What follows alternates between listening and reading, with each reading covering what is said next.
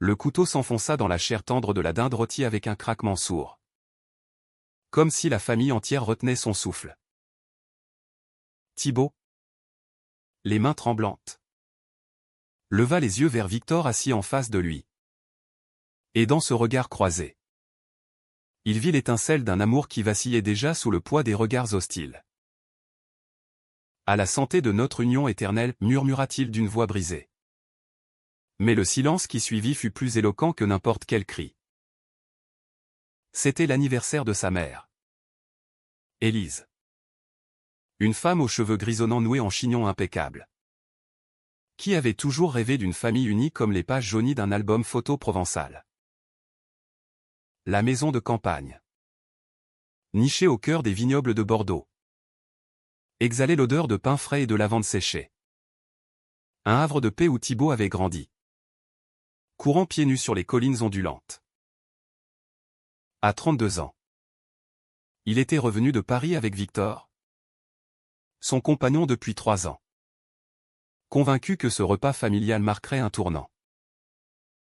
Ils t'aimeront comme je t'aime, avait-il promis à Victor dans le TGV brinque-ballant. Serrant sa main moite contre la vitre embuée. Victor, avec ses yeux verts perçants et son accent lyonnais chantant, avait ri nerveusement. Mais au fond de lui, une ombre planait à celle des rejets passés. Des portes closes dans sa propre enfance ouvrière. Thibaut descendait d'une lignée de vignerons fiers. Des hommes aux épaules larges et aux rires tonitruants. Qui parlaient de terroir comme d'une religion. Son père, Henri, un colosse au visage buriné par le soleil, avait élevé ses 3 fils dans l'idée que l'amour se mesurait en hectares de vignes en alliance solide. Thibaut, l'aîné, avait fui ce monde à 18 ans pour les lumières de la capitale, où il avait découvert les nuits effrénées des cabarets du Marais et les baisers volés sous les néons roses. Victor l'avait rencontré lors d'une exposition sur les poètes maudits au Louvre, il était conservateur adjoint. Un intellectuel efflanqué qui citait Baudelaire comme on respire. Leur premier baiser, sous la pluie battante de la place du Châtelet, avait été un feu d'artifice mouillé. Urgent? Absolu. Mais ce soir-là, dans la salle à manger aux murs tapissés de portraits ancestraux, l'air semblait chargé d'électricité statique. Élise avait accueilli Victor d'un sourire poli. Un peu trop figé. En lui tendant un verre de vin rouge comme on offre une hostie.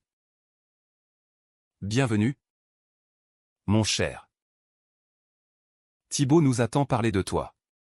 Les oncles et tantes, perchés autour de la table massive en chêne, échangeaient des regards obliques. Leurs fourchettes tintant contre les assiettes porcelanées. Le frère cadet de Thibaut, Laurent, un avocat marié à une blonde aux lèvres siliconées, avait serré la main de Victor avec une vigueur exagérée. Comme pour tester sa solidité. Alors? C'est toi le Parisien qui a volé notre grand frère? Victor avait souri, masquant son malaise derrière une anecdote sur les vins bordelais qu'il avait étudiés pour l'occasion. Il portait une chemise blanche impeccable, rentrée dans un pantalon slim. Ses cheveux bruns peignaient en arrière un effort pour s'intégrer à ce tableau idyllique. Thibaut, lui, était plus décontracté. En polo bleu ciel qui soulignait ses muscles saillants d'ancien nageur. Il posait souvent sa main sur le genou de Victor sous la nappe. Un geste furtif de réconfort. Mais chaque fois, il sentait la tension monter comme une marée inexorable. Le repas s'étirait, ponctué de rires forcés et d'histoires familiales recyclées. Élise racontait comment Henri l'avait demandé en mariage lors d'une vendange pluvieuse. Sous un ciel de plomb, et tous hochèrent la tête en chœur. Sauf Victor, qui fixait son assiette, imaginant sa propre mère. Une femme aux mains calleuses d'usine, qui n'avait jamais compris ses fantaisies urbaines. Thibaut, sentant le poids du silence, proposa un toast. Il se leva. Verre en main. Le cœur battant la chamade. À maman, qui nous a tous donné la vie. Et à Victor, qui m'a donné la mienne. Les mots tombèrent comme des pierres dans un étang calme. Et pour un instant, le monde sembla suspendu. Puis, Henri se racla la gorge. Un son grave comme le roulement d'un tonnerre lointain. Il se leva à son tour, imposant dans sa chemise à carreaux, et porta son verre. À Élise, la mère de mes fils. Et à la famille, telle qu'elle doit être unie. Solide. Sans fissure. Son regard glissa sur Victor. Un éclat froid dans les yeux. Et il ajouta. D'une voix qui coupa le souffle de Thibaut, car certaines choses, aussi chères soient-elles, ne sauraient s'intégrer à notre sang. Le toast se conclut dans un murmure approbateur des oncles. Et Victor blêmit. Son verre tremblant contre ses lèvres. Thibaut sentit une nausée monter. Un mélange de rage et de trahison qui lui noua la gorge. Il avait cru que l'amour triompherait. Que les années de lettres sporadiques à sa mère. Les photos discrètes envoyées pour préparer le terrain. Effaceraient les préjugés enfouis. Mais ce toast n'était pas une maladresse, c'était une déclaration de guerre. Un mur invisible dressé autour de la table. Victor posa son verre. Les jointures blanchies. Et murmura à Thibaut, on s'en va. Maintenant. Mais Thibaut secoua la tête. Les yeux rivés sur son père. Cherchant dans ce visage ridé un signe de regret qui n'apparut pas. La soirée se poursuivit dans une atmosphère empoisonnée.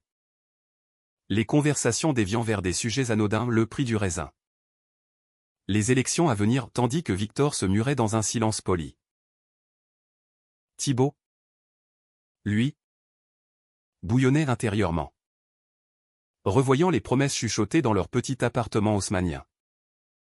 Les nuits où Victor, vulnérable, lui confiait ses peurs d'être l'intrus éternel. À minuit, quand Élise trancha le gâteau aux amandes. Un silence pesant s'abattit à nouveau. Laurent, éméché, lança une blague sur les mariages modernes. Et les rires fusèrent. Aigus et faux.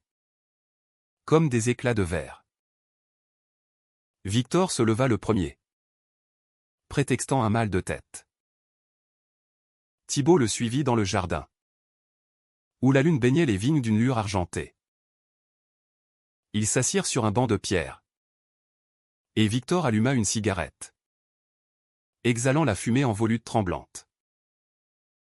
Je t'avais dit que c'était une mauvaise idée, souffla-t-il. Les yeux brillants de larmes contenues. Thibaut l'attira contre lui. Inhalant l'odeur familière de son aftershave boisé. Pardonne-moi. Ils changeront. Je les forcerai. Mais au fond, une fissure s'était ouverte en lui. Un doute corrosif qui rongeait l'optimisme qu'il avait enchéri. Cette nuit-là, dans la chambre d'amis aux meubles anciens, ils firent l'amour en silence. Corps enlacés comme pour conjurer le monde extérieur. Les mains de Victor tracèrent des sillons sur le dos de Thibaut. Urgente, possessive. Et dans l'obscurité, Thibaut murmura des promesses qu'il savait fragiles. Au petit matin, alors que le coq chantait sur la colline, Thibaut se réveilla seul. Victor était déjà parti. Laissant un mot sur la table de nuit, je t'aime. Mais je ne peux pas me briser pour eux. Le cœur serré. Thibaut descendit pour le petit déjeuner.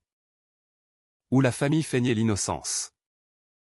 Et il comprit que le vrai toast n'avait pas encore été porté au celui de l'adieu. Les jours suivants furent un tourbillon de reproches et de silence. Un kaléidoscope de Paris sous un ciel d'automne plombé. Thibaut rentra seul dans leur appartement du quartier latin. Les murs jaunis par la lumière tamisée des réverbères filtrant à travers les voilages. Victor avait fui vers Lyon, prétextant un stage au musée des Beaux-Arts. Mais Thibaut savait la vérité, c'était une retraite. Un bouclier contre la douleur fraîche. Il errait dans les rues pavées, passant devant les cafés enfumés où ils avaient partagé leur premier café crème. Et chaque coin de rue ravivait le souvenir d'un rire étouffé ou d'un baiser volé. Il appela sa mère ce soir-là. La voix rauque d'insomnie. Élise répondit d'une tonalité douce, presque chantante. Comme si rien n'avait été dit. Mon chéri. Henri regrette ces mots. C'était le vin. Tu sais. Mais Thibaut n'était pas dupe, il connaissait le poids des silences familiaux. Ces non-dits qui s'accumulaient comme la poussière sur les bouteilles de vin en cave. Maman? Victor est ma vie. Si vous ne l'acceptez pas, vous me perdez moi aussi. Il y eut une pause. Un souffle court de l'autre côté de la ligne. Puis, viens dîner ce week-end. Seul. On en parle. Thibaut raccrocha. Le combiné glissant de sa main moite. Et s'effondra sur le lit défait, inhalant l'odeur persistante de Victor sur les draps froissés. Victor, de son côté, marchait le long de la Saône, les berges brumeuses de Lyon enveloppant son chagrin comme un manteau trop grand. À 30 ans, il avait cru Thibaut différent à un pont entre son passé ouvrier et un avenir bourgeois. Un amour qui défiait les conventions sans les briser. Mais le toast d'Henri avait rouvert des plaies anciennes, les moqueries de son père. Mécanicien aux mains noires de graisse. Qu'il appelait le fils à maman quand il dessinait au lieu de réparer des moteurs. Victor avait fui à Paris pour étudier l'art. Pour se réinventer en homme cultivé. Mais l'insécurité le talonnait comme une ombre. Ils se parlèrent enfin au téléphone. Tard dans la nuit. Voix chevrotante traversant les kilomètres. Reviens, implora Thibaut. La gorge nouée. Je ne peux pas sans toi. Victor hésita. Son souffle irrégulier contre le micro. Et si c'était le début de la fin? Ta famille. C'est ton encre. Thibaut. Je refuse d'être le roc qui l'a fait chavirer. Les mots blessèrent plus que le toast. Car il portait la vérité nue, l'amour. Aussi ardent soit-il. Buté contre les murs de la tradition. Pourtant. Victor céda. Attiré par la gravité de cet homme qui, dans les moments de doute, le serrait comme un naufragé sa bouée. Le dîner familial arriva comme une sentence suspendue. Thibaut se présenta seul à Bordeaux. Le train le déposant sous un soleil pâle qui peinait à réchauffer les vignes rougissantes. Élise l'accueillit avec des baisers sur les joues. Son parfum de rose fané emplissant l'air. Henri était absent. Occupé au chai. Mais Laurent était là. Avec sa femme Claire. Qui minaudait des compliments sur la déco provençale. Le repas fut tendu. Les couverts tintant comme des chênes. Élise aborda le sujet en entrée. D'une voix mesurée, Thibaut. Nous t'aimons. Mais Victor. C'est différent. La famille. C'est du sang. Des héritages. Comment imagines-tu les vignes transmises à qui? Thibaut sentit la bile monter. Un feu intérieur qui le consumait. À qui? À moi. Maman. À l'homme que j'aime. Si je le choisis. L'amour n'est pas une transaction foncière. Laurent intervint. Conciliant, calme-toi. Frangin. On veut juste ton bonheur. Et si Victor était une phase? Les mots explosèrent en Thibaut comme une grenade. Il se leva, renversant son verre de vin qui se répandit en taches écarlates sur la nappe blanche. Une phase? 3 ans de ma vie? De notre vie. Vous parlez d'héritage. Mais vous enterrez déjà le mien avant que je sois mort. Il partit en trombe, roulant dans la nuit vers la gare, les phares balayant les routes sinueuses. De retour à Paris, Victor l'attendait, silhouette élancée dans la pénombre du salon. Sans un mot, ils s'embrassèrent, fiévreux, comme pour sceller un pacte contre le monde.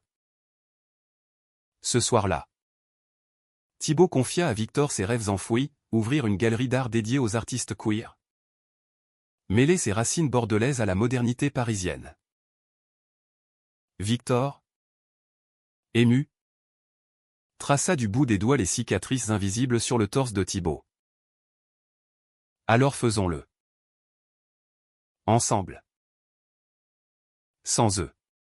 Mais le destin, ce farceur cruel, avait d'autres plans. Quelques semaines plus tard, une lettre arriva manuscrite, cachée de cire rouge. L'emblème familial. Henri conviait Thibaut à une réconciliation solennelle ou pour Noël. Avec une clause, viens avec qui tu veux. Mais sache que les portes s'ouvrent au fil repentant. Thibaut déchira la lettre. Mais le poison s'insinua. Victor, sentant le doute ronger son amant, proposa un voyage à Rome. Pour nous recentrer. Ils partirent. Train de nuit vers l'Italie, où les fontaines de la Città Eterna murmuraient des promesses d'éternité. À Rome, sous le dôme de Saint-Pierre, ils se promenèrent main dans la main, ignorant les regards curieux des touristes. Victor acheta une bague en argent martelé. Simple, gravée d'un toujours discret. Thibaut pleura. Pour la première fois depuis l'enfance. Des larmes chaudes sur les pavés usés. Leur amour, dans cette ville de ruines et de renaissance, sembla invincible. Pourtant, au retour, un appel de Laurent brisa l'idylle, papa est malade. Cancer. Viens. Thibaut. Il veut te voir. Le choc fut un uppercut. Thibaut, déchiré, embarqua pour Bordeaux, laissant Victor à Paris avec un baiser d'adieu provisoire. À l'hôpital, Henri gisait pâle, tube et moniteur veillant son sommeil agité. Quand il ouvrit les yeux, son regard, voilé par la morphine, croisa celui de son fils. Thibaut. Pardonne-moi. J'ai eu peur. Peur de te perdre à ce monde. Les mots, hachés, étaient un aveu. Un pont fragile sur l'abîme. Thibaut serra la main ridée, sentant les veines saillantes comme des racines noueuses. Papa. Victor n'est pas une perte. C'est un gain. Laisse-moi t'expliquer.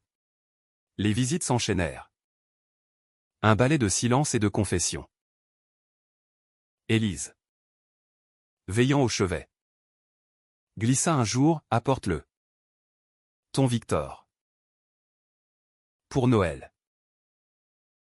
Montre-nous. Thibaut hésita. Le cœur en lambeaux. Mais l'espoir renaquit. Ténu comme une pousse dans la vigne gelée. Il appela Victor. Voix tremblante, viens. Pour moi. Pour nous. Victor accepta. Mais dans ses yeux, Quand ils se retrouvèrent à la gare, Thibaut vit l'ombre d'une résignation, celle d'un homme qui aimait trop pour partir, mais qui saignait encore. Noël approchait. Neige rare saupoudrant les toits de Bordeaux. La maison familiale scintillait de guirlandes. L'odeur de bûches de Noël emplissant l'air. Thibaut et Victor arrivèrent ensemble. Mains jointes. Un front uni contre la tempête. Élise les embrassa. Henri, en fauteuil roulant, hocha la tête d'un sourire faible. Le dîner fut un miracle précaire, toast à la santé. Rire timide. Laurent levant son verre à la famille élargie. Victor, détendu pour la première fois, raconta des anecdotes sur les fresques romaines. Et Henri écouta, captivé malgré la douleur. Mais la nuit de Noël, sous le sapin chargé de boules artisanales, Henri demanda à Thibaut de le rejoindre seul dans le bureau.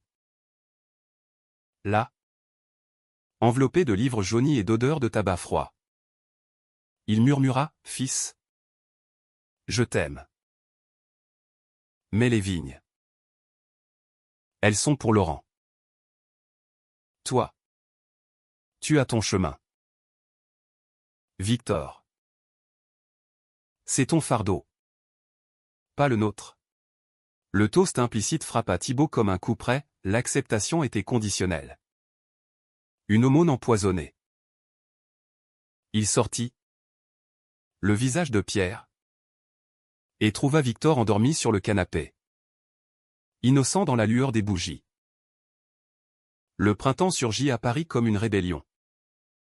Les marronniers du boulevard Saint-Germain explosant en cascades blanches et roses, ignorant les fractures qui gangrenaient le cœur de Thibaut. Henri s'était éteint en février. Un départ discret sous un ciel de plomb, laissant derrière lui un testament froid comme la Gironde en hiver. Les vignes étaient léguées à Laurent, avec une clause pour Élise, une rente viagère. Et pour Thibaut, une somme modeste pour poursuivre ses rêves parisiens. Pas un mot sur Victor, comme si leur union n'avait jamais existé. Un fantôme effacé d'un trait de plume notarié. Thibaut lut le document dans le bureau de l'avocat. Les mots dansant sous ses yeux voilés de larmes. Victor, assis à ses côtés, posa une main sur son épaule. Un geste solide mais chargé d'inquiétude. C'est fini, n'est-ce pas? Leur ombre sur nous. Thibaut secoua la tête. Farouche. Non. On va créer le nôtre. La galerie. Victor. C'est notre héritage. L'idée, germée à Rome, prit racine ce jour-là, une exposition sur les amours interdites dans l'art français. De Verlaine à Cocteau. Un cri muet contre l'oubli. Les mois suivants furent un tourbillon créatif. Un baume sur les plaies. Victor, avec son œil aiguisé de conservateur, sélectionna les œuvres, nus délicats de Pierre et Gilles. Toile tourmentée de Pierre Molinier. Thibaut, fin connaisseur des vins, organisa des dégustations thématiques, mêlant Bordeaux à des crus italiens pour évoquer leur voyage. Leur appartement devint un atelier chaotique. Toile drapée sur les meubles. Bouteilles vides roulant sous les pieds. Les nuits. Ils s'aimaient avec une urgence renouvelée. Corps entrelacés dans la sueur et les murmures. Comme pour ancrer leur amour face à l'adversité. Pourtant, les fissures persistaient. Élise appelait sporadiquement. Voix chevrotante, viens pour Pâques. Mon fils. Seul. Ou avec lui. Comme tu veux. Thibaut refusait, prétextant le travail. Mais chaque refus creusait un vide. Laurent, pragmatique, envoya un chèque pour la galerie, accompagné d'une note, désolé pour le testament. Papa était têtu. Victor, lisant entre les lignes, sentit la jalousie pointer au nom contre la famille, mais contre le lien indéfectible qui rattachait Thibaut à ses racines. Un jour, tu rentreras, dit-il un soir, après une dispute anodine sur un tableau mal accroché. Thibaut le gifla du regard, jamais sans toi. L'inauguration de la galerie Amours oubliés eut lieu en juin, sous un ciel azuréen qui baignait le marais d'une lumière dorée. La petite salle aux murs blancs, nichée rue des Rosiers, grouillée d'invités, artistes excentriques, critiques snobs, amis queer au rire libérateur. Victor, en costume slim noir, discourait avec éloquence sur les thèmes de l'exposition, sa voix résonnant comme un appel à la mémoire. Thibaut, nerveux en chemise blanche ouverte, circulait avec des flûtes de champagne rosé, son sourire masquant l'angoisse d'un échec filial. Élise apparut alors, silhouette frêle dans une robe chasuble beige, flanquée de Laurent éclair. Thibaut blêmit, le verre tremblant dans sa main. Maman? Comment? Elle sourit. Timide, ton frère m'a dit. Je voulais voir ton monde. Victor, sentant la tension, s'approcha, tendant la main avec une courtoisie froide. Madame? Ravi de vous revoir. Élise serra la main, les yeux s'attardant sur les toiles nues, les corps enlacés en couleurs vives. C'est beau, murmura-t-elle enfin. Comme votre amour.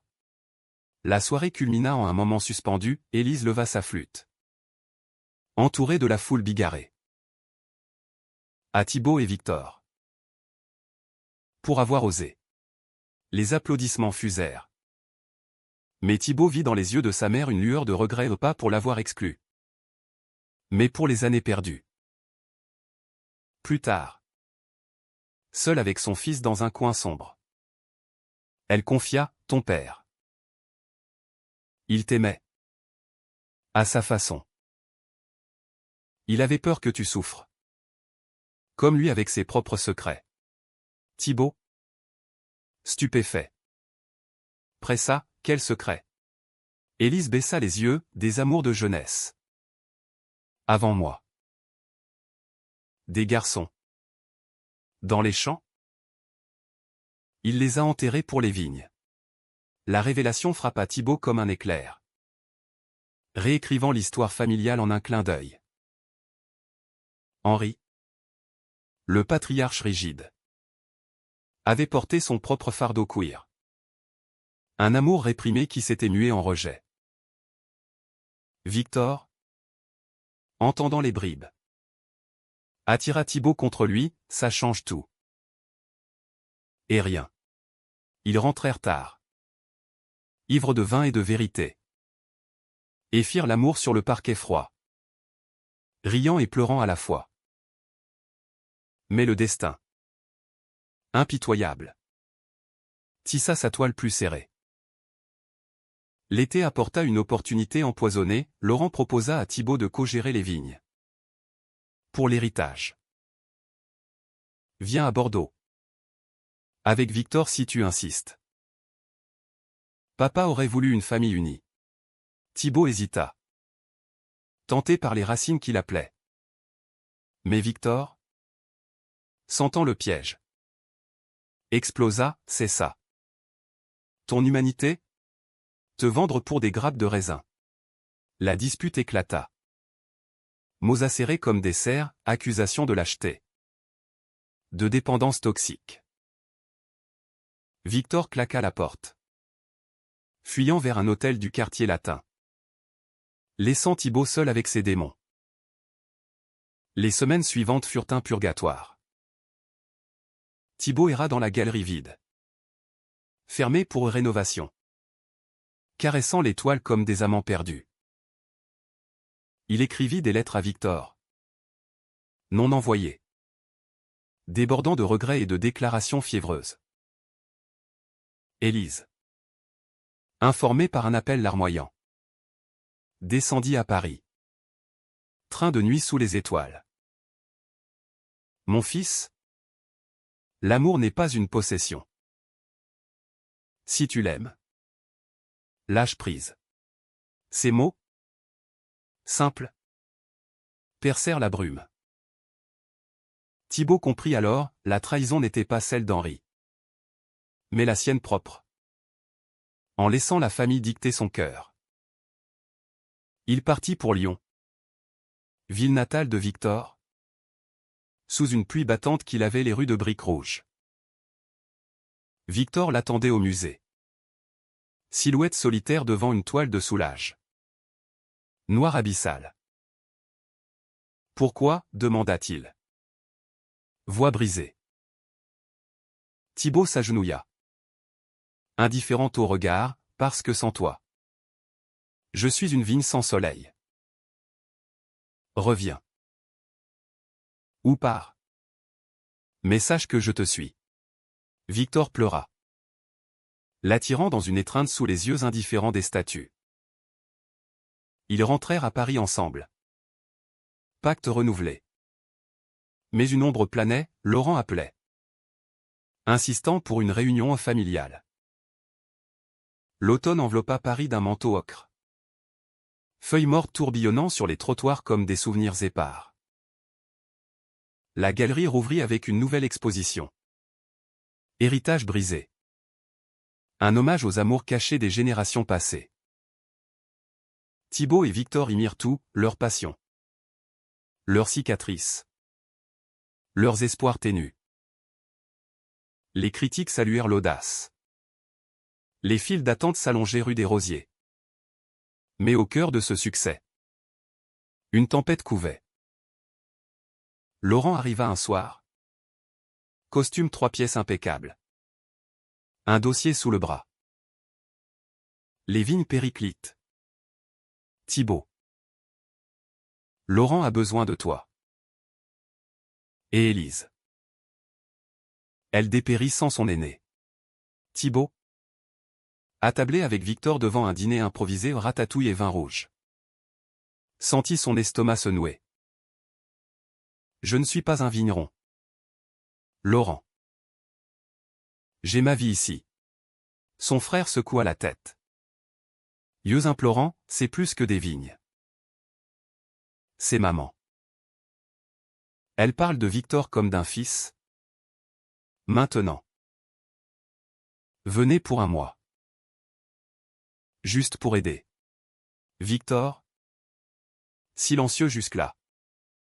Posa sa fourchette, c'est un piège. Ils veulent te ramener. Te modeler à leur image. Laurent se raidit, tu ne comprends rien. Toi. La famille. C'est du sacrifice. La dispute s'enflamma. Voix montant en crescendo dans l'appartement exigu. Victor accusa Laurent de manipulation. Laurent riposta en traitant Victor des intrus opportunistes. Thibaut. Déchiré. Les sépara d'une voix ferme, assez. On ira. Pour maman. Victor le fixa. Blessé, tu choisis encore. Il partit dormir sur le canapé. Dos tourné. Un mur invisible entre eux. Le retour à Bordeaux fut un voyage en terres hostiles. Le TGV filait à travers les paysages changeants. Vignes roussies par l'automne se déroulant comme un tapis funèbre. Élise les accueillit à la gare. Plus frêle que jamais. Ses yeux brillants d'un espoir fragile. Mes garçons, murmura-t-elle. Embrassant Victor sur les 2 joues. La maison. Autrefois bastion de tradition rigide. Semblait adoucie, photo de la galerie sur le manteau de cheminée. Un exemplaire d'un catalogue d'exposition sur la table basse. Pourtant, l'air vibrait d'une tension sous-jacente. Comme le bourdonnement d'abeilles avant l'orage. Les jours se muèrent en routine laborieuse, Thibaut hochait, élaguant les sarments avec des gestes appris dans l'enfance. Victor assistant Élise dans le jardin, plantant des rosiers pour symboliser l'amour résistant. Les soirées étaient un fragile équilibre, dîner où Laurent discourait sur les marchés du vin, Claire babillant sur ses enfants hypothétiques, et Victor contant des histoires d'art pour détendre l'atmosphère. Une nuit, après un souper arrosé de pommerolles, Élise prit Victor à part. « Merci d'avoir ramené mon fils. J'ai été aveugle. » Victor, ému, confia. « L'aveuglement, c'est humain. L'amour, c'est le voir clair. » Mais la trahison guettait, tapis dans les ombres. Un matin pluvieux, Thibaut surprit Laurent au téléphone. Dans le bureau paternel, oui. L'avocat. Modifier le testament. Thibaut hérite d'une part, mais conditionné à une union stable, traditionnelle. Les mots frappèrent Thibaut comme un coup de fouet. Il entra. Furieux, « Qu'est-ce que ça veut dire ?» Laurent pâlit. Bredouillant, « Pour te protéger. » Victor. Il te retient ici. Mais si vous rompez ? Thibaut rit. Amer, me protéger ? En me forçant à choisir entre mon amour et mon sang ? La confrontation éclata. Porte claquant. Voix tonnant dans la maison endormie. Élise, alertée, descendit en robe de chambre. Larmes aux yeux, « Laurent. Arrête. Thibaut est libre. » Mais le mal était fait. Victor, entendant les cris, comprit l'ampleur de la manipulation. Il fit ses valises en silence, laissant un mot, « Je refuse d'être ton alibi pour leur approbation. Pars si tu veux. Mais sans moi. » Thibaut le rattrapa sur le perron. Pluie torrentielle les trempant jusqu'aux os. Ne pars pas. C'est eux. Pas nous. Victor, visage ruisselant d'eau et de chagrin, murmura, « C'est nous qui saignons.